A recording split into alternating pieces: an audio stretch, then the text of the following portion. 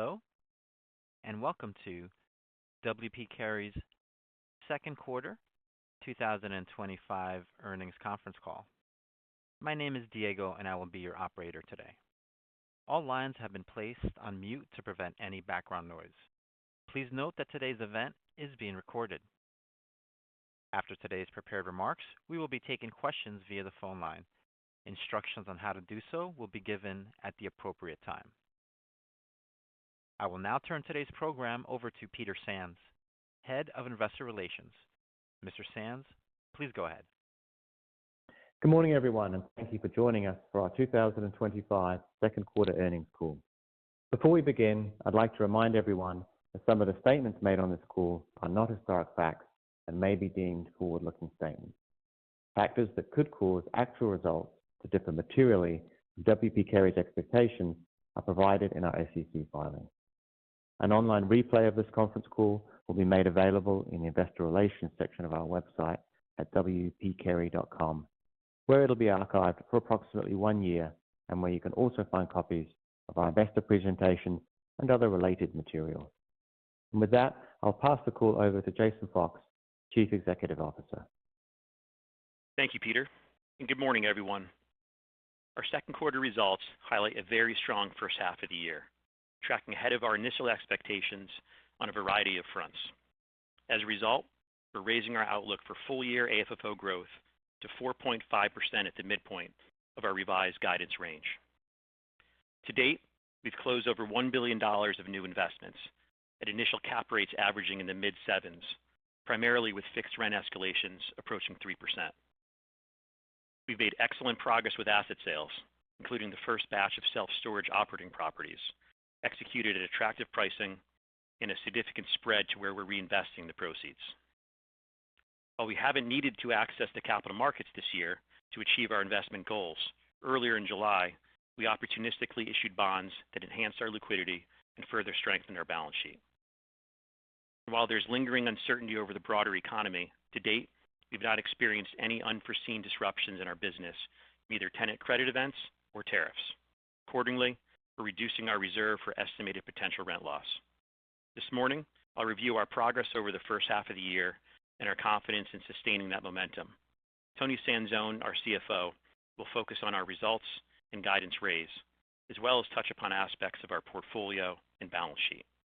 Tony and I are joined by Brooks Gordon, our Head of Asset Management, to take questions. Starting with investments. Supported by favorable market conditions, we maintained strong investment volume throughout the first half of the year, building on the increased level of activity we achieved in the fourth quarter of 2024. Year to date, we've completed over $1 billion of investments, including the approximately $550 million of deals we closed during the second quarter, at an initial weighted average cap rate of 7.5% and a weighted average lease term of 19 years. Factoring in rent escalations over those long lease terms, that translates to an average yield in the mid-9% range, which we believe is one of the highest average yields in the net lease sector, and one that provides a very attractive spread to our cost of capital.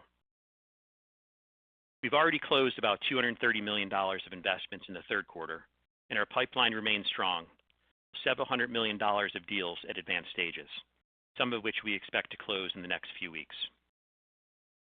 So, at just over the halfway point in the year, we've surpassed our initial expectations and are therefore raising our investment guidance, which Tony will review in detail.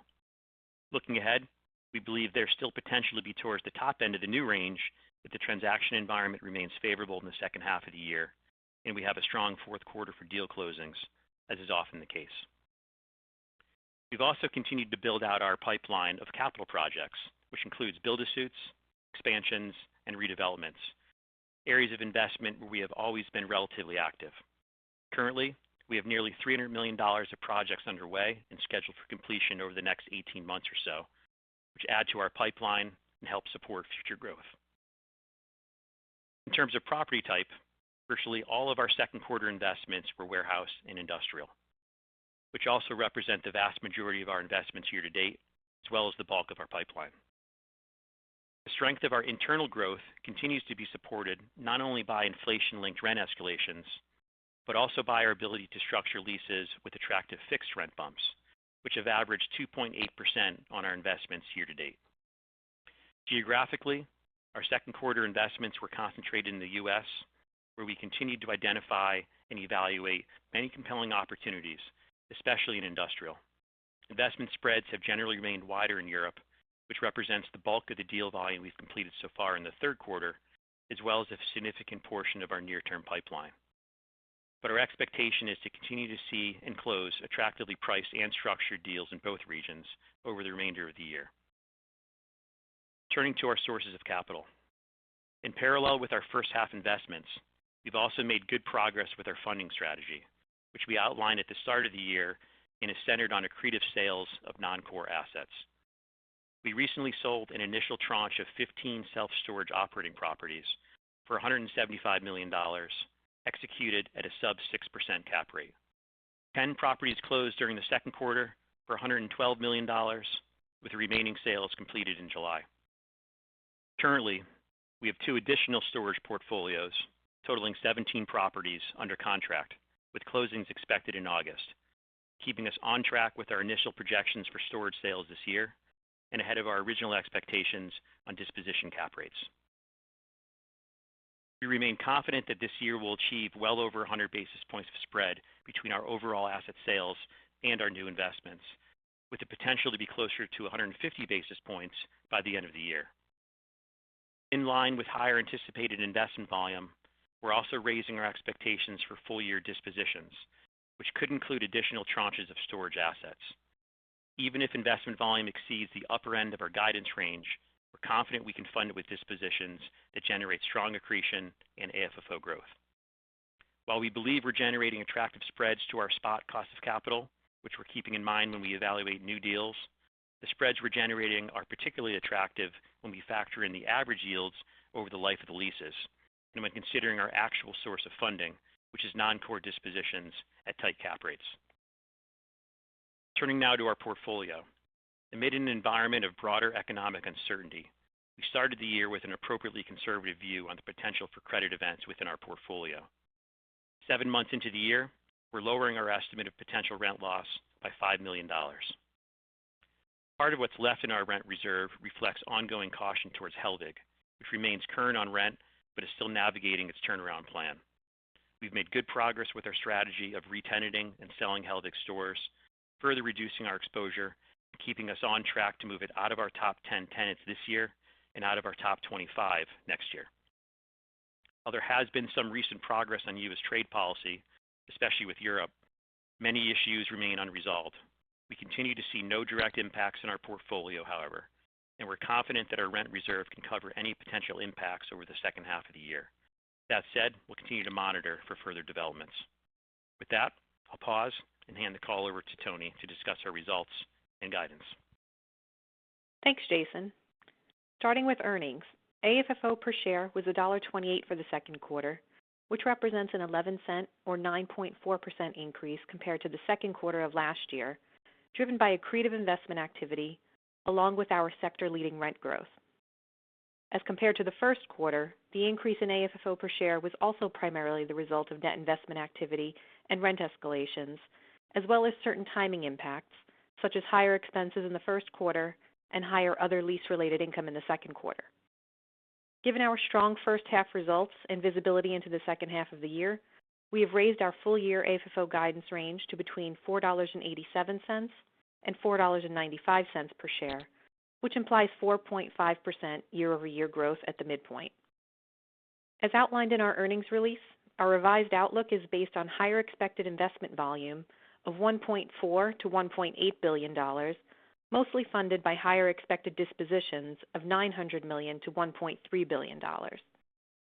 As Jason discussed, we continue to expect to fund our investments accretively, with proceeds from dispositions of operating and non-core assets, generating spreads averaging well over 100 basis points. Contractual same-store rent growth for the second quarter was 2.3% year-over-year, comprised of CPI-linked rent escalations averaging 2.6% for the quarter, while fixed rent increases averaged 2.1%. For the full year, we expect contractual same-store rent growth to average in the mid-2% range, which is also in line with our longer-term expectations assuming inflation remains around current levels. Comprehensive same-store rent growth for the quarter was 4% year-over-year, reflecting the impact of rent collections, including the recovery of some past due rent this quarter, as well as leasing activity and vacancies. Historically, our comprehensive same-store growth has typically tracked around 100 basis points below contractual. However, based on our current estimates, we expect it to track in line to slightly higher than contractual for the full year. Our portfolio continues to perform well with no significant new tenant credit events during the quarter. Therefore, we've lowered the potential rent loss assumption embedded in our AFFO guidance to between $10 and $15 million, down from our previous estimate of $15 to $20 million. Within that range, we currently have visibility into identified rent loss of about $4 to $5 million, or 1/3 at the current midpoint, which includes downtime on the Hellwig stores we're taking back. We continue to believe the balance of our rent loss assumption should conservatively cover any incremental tenant issues over the back half of the year. Other lease-related income totaled $9.6 million for the second quarter, bringing the total for the first half to $12.8 million. While the timing of these payments can vary from quarter to quarter, we continue to expect other lease-related income to total between $20 and $25 million for the full year, which is unchanged from our prior estimate. Turning briefly to our operating properties. Taking into account the self-storage properties we sold during the second quarter, plus those already sold or expected to be sold in the third quarter, we estimate that our operating property NOI for 2025 will fall between $55 and $60 million, including the 4 hotel and 2 student housing properties in our portfolio. Given the possibility of additional operating asset sales this year, we'll continue to update that estimate as needed. Moving to expenses and non-operating income. At the halfway point of the year, we've refined our guidance assumptions for expenses, slightly lowering our expectations for G&A expense, which we anticipate will fall between $99 and $102 million for the full year. As mentioned on our last call, G&A tends to run higher in the first quarter due to timing, with the second quarter reflecting more of a run rate for the remainder of the year. Non-reimbursed property expenses are expected to total between $50 and $54 million for the full year, with the remaining quarters anticipated to be in line with the second quarter. Tax expense on an AFFO basis, which primarily reflects foreign taxes on our European assets, is now expected to fall between $42 and $46 million for the full year. Our expectations for both non-reimbursed property expenses and income tax expense have marginally increased due in part to the stronger euro. Non-operating income is expected to total around $20 million for the full year, primarily comprised of the quarterly dividend we receive on our equity stake in Lineage, which totaled $2.8 million for the quarter and is assumed to remain at that level for the remainder of the year. Foreign currency hedging gains are expected to be negligible for the remainder of the year, given the strengthening of the euro relative to the US dollar.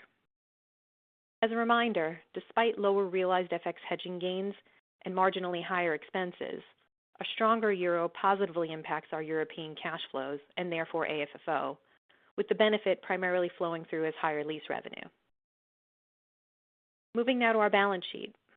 We continue to proactively manage our balance sheet, leaving us well positioned with ample liquidity and very manageable near-term debt maturities. Earlier in July, we opportunistically issued $400 million of 5-year U.S. bonds, achieving excellent execution, pricing at a coupon rate of 4.65%. Our overall weighted average cost of debt remains low at 3.1% and is expected to stay around that level for the remainder of the year. We ended the second quarter with liquidity totaling about $1.7 billion, comprised primarily of the availability on our credit facility. At quarter end, we were about $660 million drawn on our revolver, and early in July, we used the proceeds from our bond offering to partially pay that down, giving us additional flexibility as we execute on new investments over the remainder of the year. We have less than $50 million of mortgage debt maturing over the remainder of 2025, and our next bond maturity is not until April 2026, leaving us a substantial amount of flexibility in how and when we access the capital markets. We ended the quarter with our key leverage metrics within our target ranges, with debt to gross assets at 43.2% and net debt to adjusted EBITDA at 5.8 times. We continue to expect both of these leverage metrics to remain within our target ranges. Lastly, we continue to grow our dividend. During the second quarter, we declared a dividend of 90 cents per share, or $3.60 annualized, representing a 3.4% increase over the prior year. Our dividend is well supported by our earnings growth, with our year-to-date payout ratio at approximately 73% of AFFO per share. And with that, I'll hand the call back to Jason. Thanks, Tony. As we pass the midpoint of the year, we're pleased with the momentum we've built across our business. Our investment activity and pipeline remain strong, and we're on track with our funding strategy, achieving very good results on dispositions and reinvesting the proceeds at compelling spreads. Disciplined execution, combined with stable tenant credit and no discernible tariff-related impacts, positions us very well for the second half of the year, and we continue to see a path to the high end of our revised guidance ranges for both investments and earnings. Our updated AFFO guidance reflects growth that's a meaningful step up from recent years. Combined with a well-covered dividend yield that's remained in the mid to high 5% range, we believe we're well on our way to delivering a double-digit total shareholder return for 2025. Furthermore, we're confident that the foundation we've built this year positions us well to maintain that level of growth in the coming years and deliver long-term value creation for our shareholders. That concludes our prepared remarks. I'll hand the call back to the operator for questions. Thank you. At this time, we will take questions. If you would like to ask a question, simply press star, then the number 1 on your telephone keypad. If you would like to withdraw your question, press the star, then the number 2. Our first question comes from John Kim with BMO Capital Markets. Please state your question. Thank you. For the second straight quarter, your comprehensive income was pretty meaningfully above contractual. And Tony, you reminded us that typically it's 100 basis points below. So for the second half of the year, do you expect it to be back to that historical level, 100 basis points below, or will it be lower, just given the outperformance this year?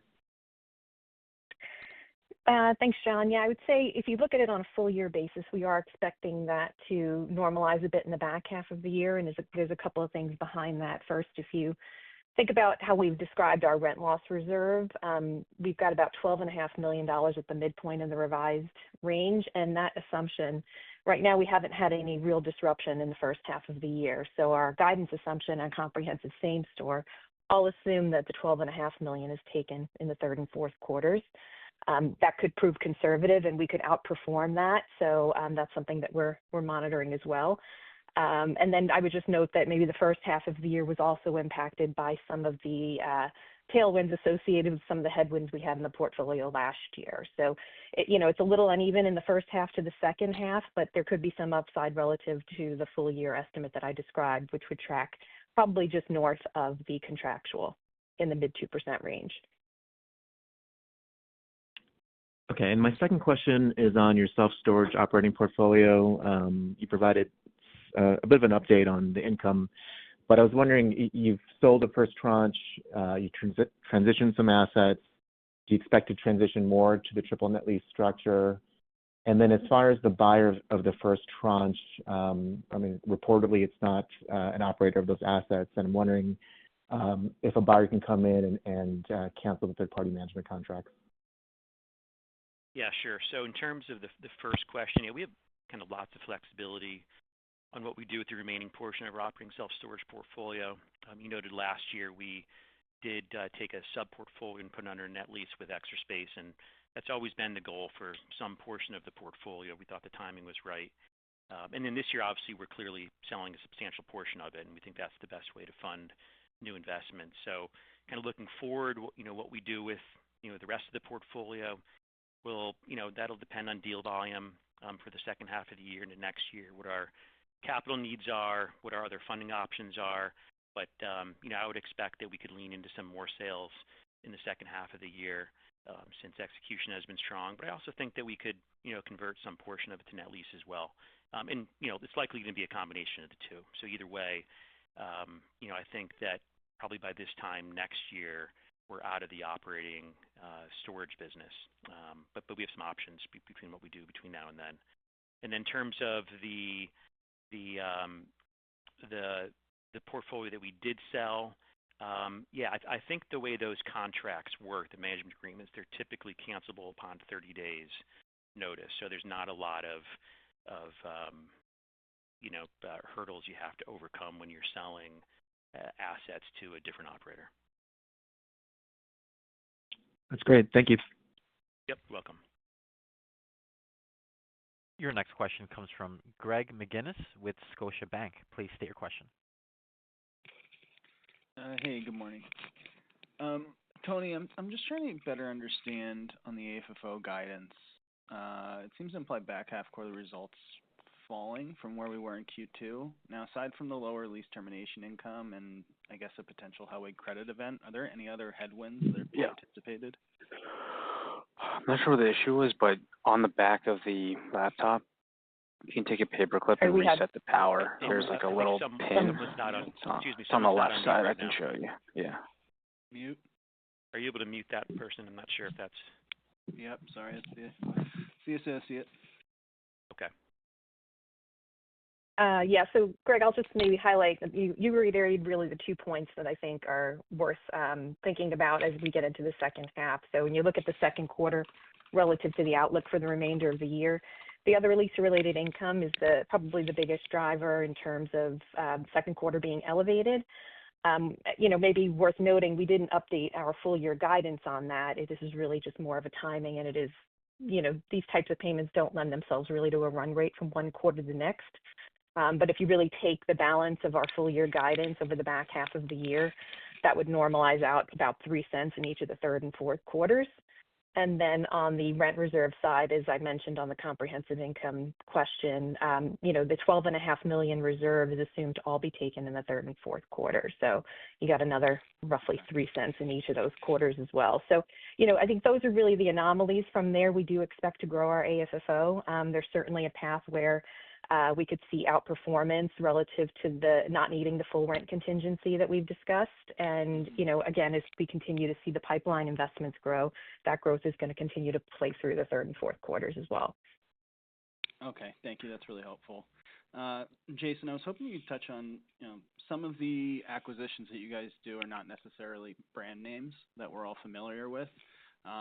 In terms of the credit of the tenants that you're doing sale leasebacks with or financing expansions for, whatever it happens to be, how are you getting comfortable with those transactions and the credit quality considering some of the troubles that have happened over the last year with certain tenants? Yeah, sure. I mean, we've always targeted sub-investment grade tenants. We think that's the sweet spot in net lease investing, and we typically focus on large companies with operationally critical real estate. So, nothing new there. Really our approach hasn't changed a lot. We focus on value, the criticality, tenant credit underwriting. It's something that we're good at. We've done that for a long time. We think we can underwrite and structure around risk really well. And that's part of the model. So it's really a range of credits. But I think one of the themes that we've talked about before, while it's just below investment grade, I think the large companies do make a big difference. And is there something happening now that's bringing more of these companies to market, or are you just doing more deals now that you have the capacity to do so? Yeah, look, the market, feels quite strong and constructive right now. There are lots of opportunities. I think some of this is driven by what feels like a relatively stable interest rate environment. It's probably been the case now for several quarters, which is always a key ingredient in kind of the increase in transaction activity. So that's despite changing expectations throughout the year around tariffs. If you look at Treasury yields, they've been mostly range bound in the low to mid fours for most of this year, even dating back to the fourth quarter of last year. So that creates stability. I think you see transaction activity increase, bid-ask spreads have come in, and we're taking advantage of that. I think we've had a really strong first half of the year. We're tracking ahead of our initial expectations, and a good healthy pipeline. So I think some of it's market driven.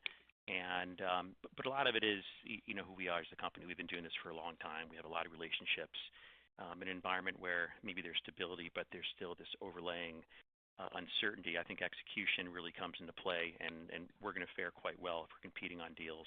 Execution is a strength of ours. So I think it's really a combination of all of those things, but generally it's a good environment right now for us. Great, thank you.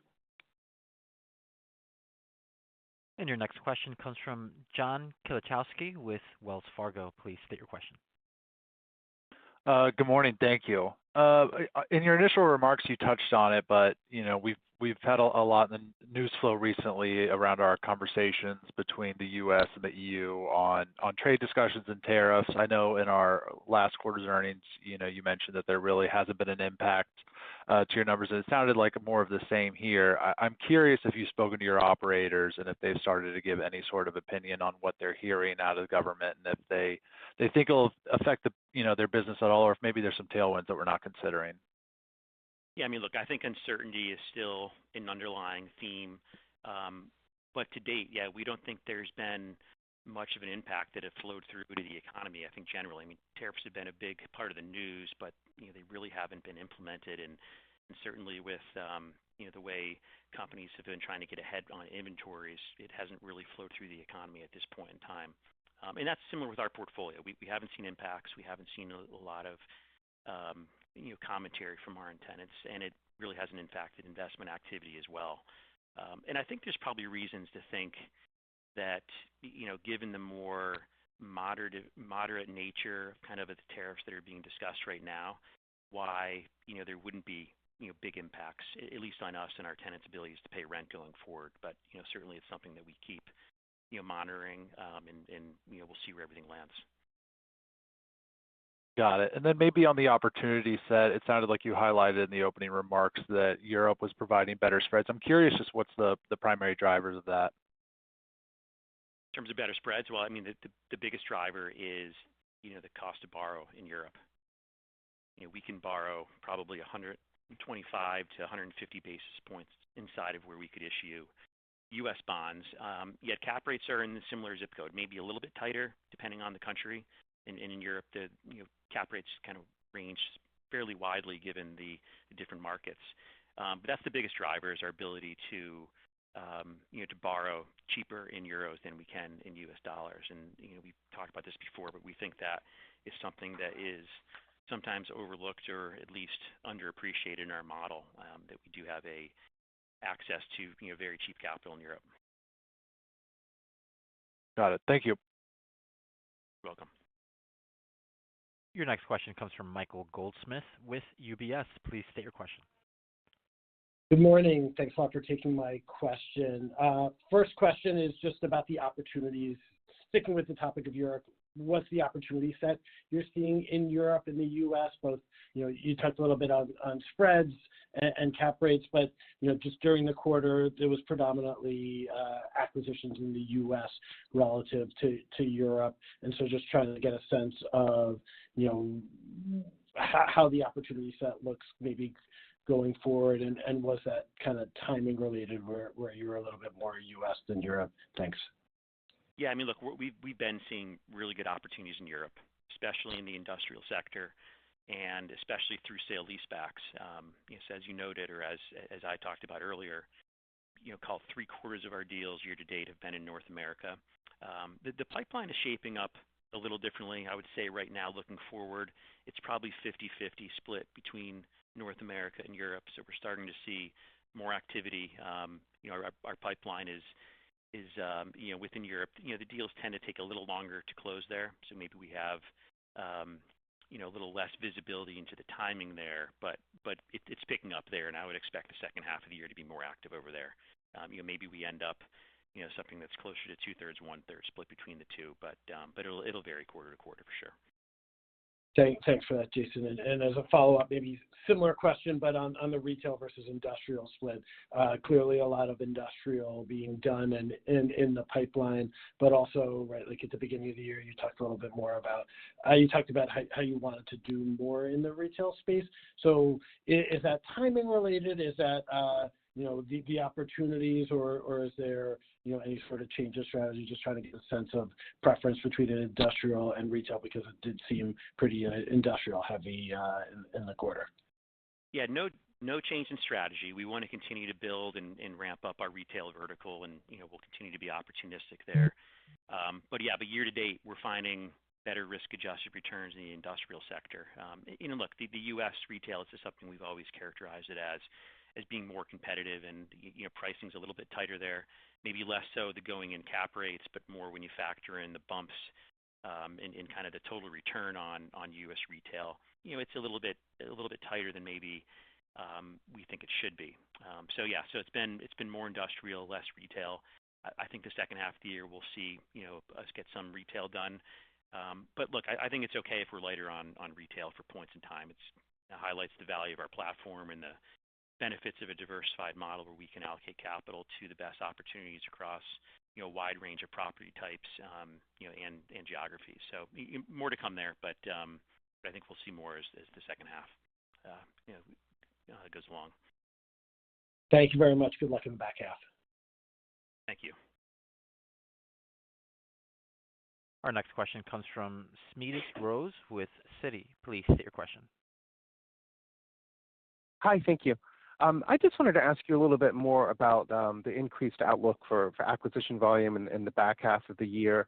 And it sounds like you're seeing a lot more attractive opportunities. And so could you just maybe talk about what you're seeing on the competitive side, or kind of maybe what's driving the incremental opportunities for you? Yeah, it's really market conditions that are driving the opportunities. If you think about over the past couple of years, there's been less activity, and maybe I characterize it as pent-up sellers looking for kind of a stable transaction market to get better execution, and I think that's what we've been seeing. I mentioned earlier a lot of that's driven by the kind of being range bound with treasuries, at least in the U.S. Competition, I think in the U.S. That's always been a competitive market. Less so in where we've historically targeted, which is industrial sale-leasebacks. A little more so, as I just mentioned, in retail, but it's all manageable. It's always been competitive, and we continue to find ways to compete there. So I would say it's more driven by kind of overall market conditions. Okay, and then I just wanted to ask you, so it sounds like the Hellweg, which is kind of in line with your revised expectations, and then you took down the rent loss expectations for the year for a little bit. I mean, any other sort of changes on your watch list of tenants that are maybe coming in better relative to your expectations, or things that you could highlight? Brooks, you want to take that? Sure. Yeah, I mean, credit quality has improved substantially. I mean, True Value and Hearthside were the only other two tenants of any large size on the watch list in addition to Hellweg. So those have been resolved with very little impact. We've had a handful of other smaller tenants, complete refinancing, and we've moved them off the watch list.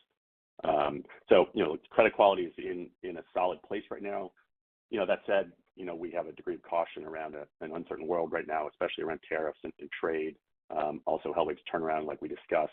So we have that $10 to $15 million reserve that we've described.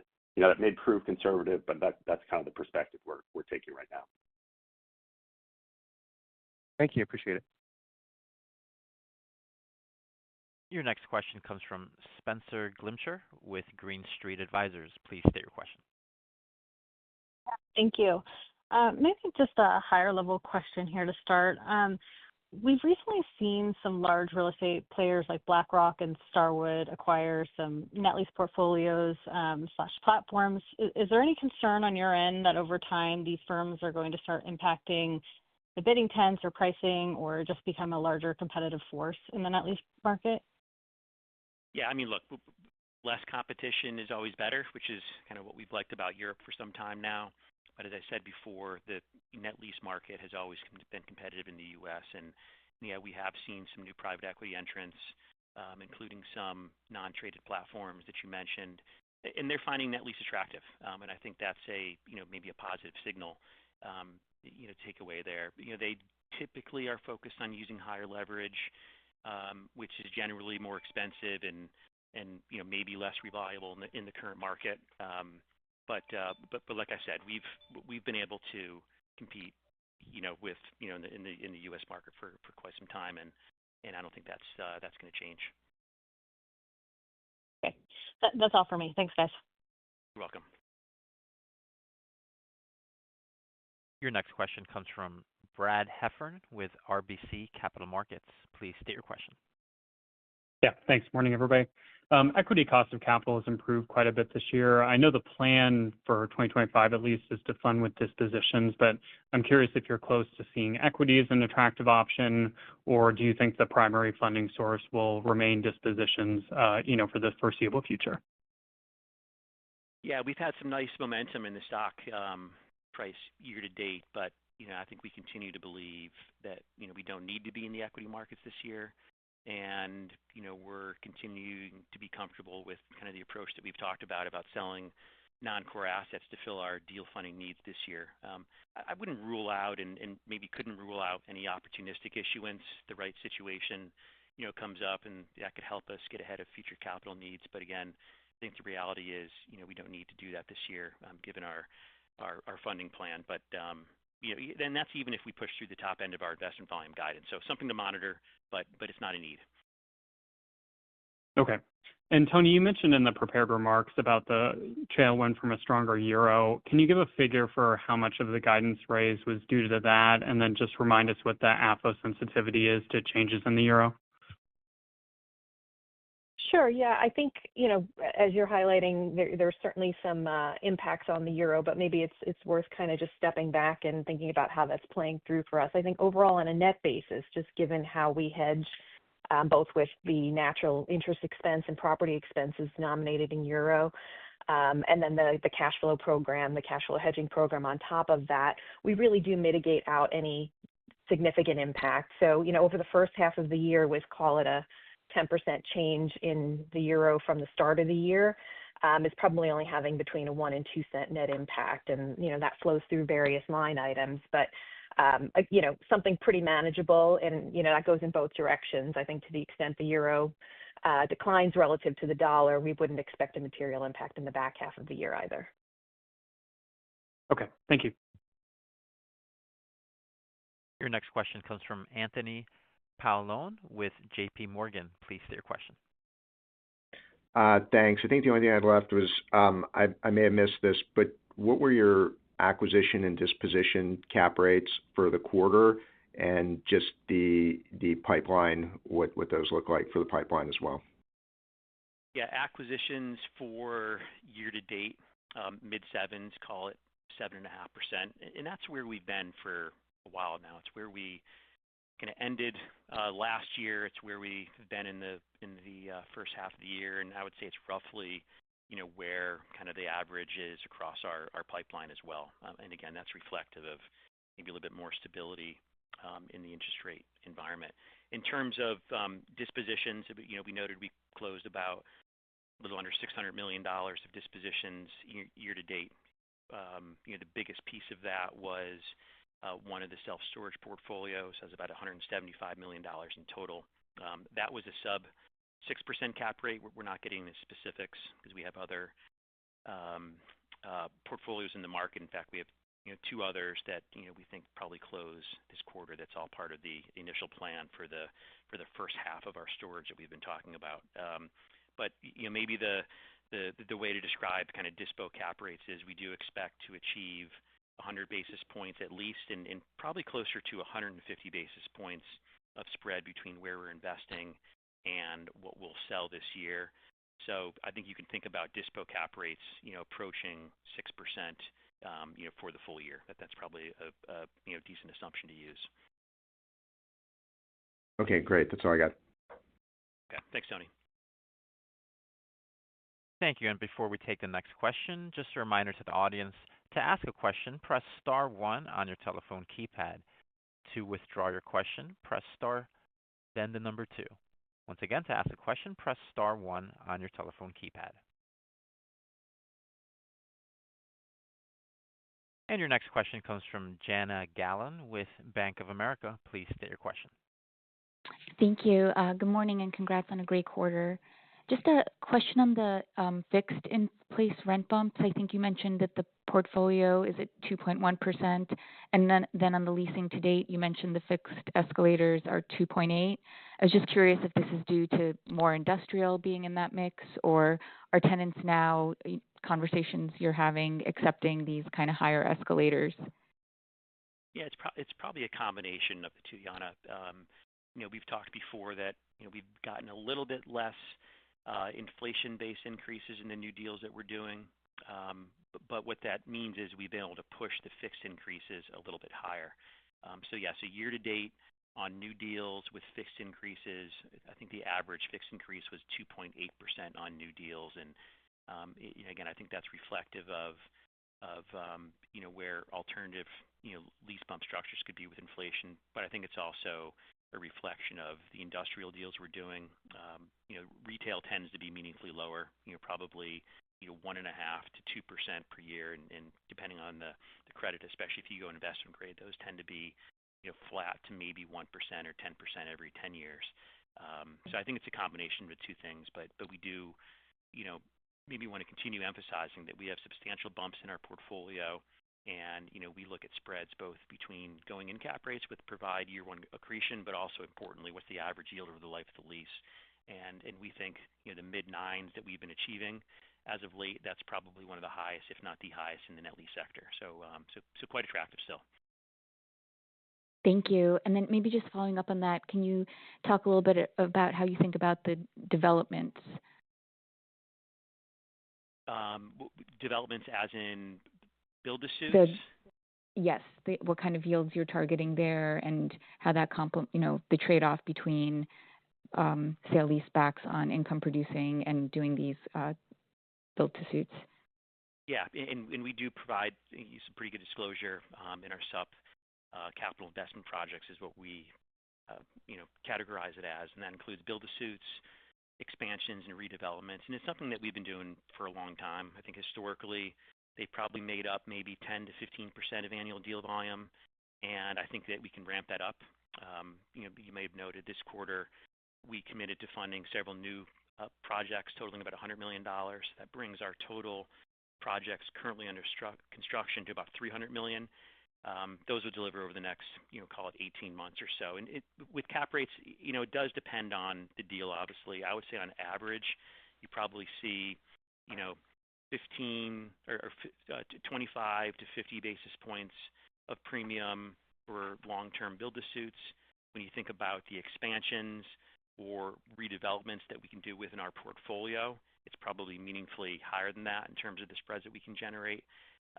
And that's something we want to ramp up. And we've built up a dedicated project management team in-house. They have deep operational real estate expertise, and that gives us a real competitive advantage and something that we can offer development services and solutions to our existing tenants and hopefully ramp up deal volume there. Great. Thank you so much for the time. Yep, you're welcome. And your next question comes from Jim Kammert with Evercore ISI. Please state your question. Good morning. Thank you. Really just building on that last theme, Jason and team. The current administration certainly seems to want to bring manufacturing to the U.S., whether it's pharmaceuticals, autos, et cetera. And is that really to translate to any opportunity, particularly among your very manufacturing-specific tenant base? Are they having more conviction in their conversations with you about expanding or putting capital to work and therefore needing more space? Just curious at a high level. Yeah, I mean, it's anecdotal, but I think there is some, truth behind that we've heard, more inbound conversations on build-to-suits, but also expansions and adding capacity to our existing management or existing asset base. So that's, certainly some tailwinds that, we can foresee. How widespread or impactful it'll be, it's kind of hard to tell. These are long-term decisions that companies need to make, and obviously, there's been a lot of fits and starts and stops in terms of where tariffs are going to land. But I think long-term, I think that we would benefit within our industrial portfolio, and especially the manufacturing side. That's great. Thank you for your time. At this time, I'm not showing any further questions. I'll now hand the call back to Mr. Sands. Thank you for your interest in WP Carey. If anyone has additional questions, please call Investor Relations directly on 212-492-1110. That concludes today's call, and you may now disconnect. All parties may disconnect.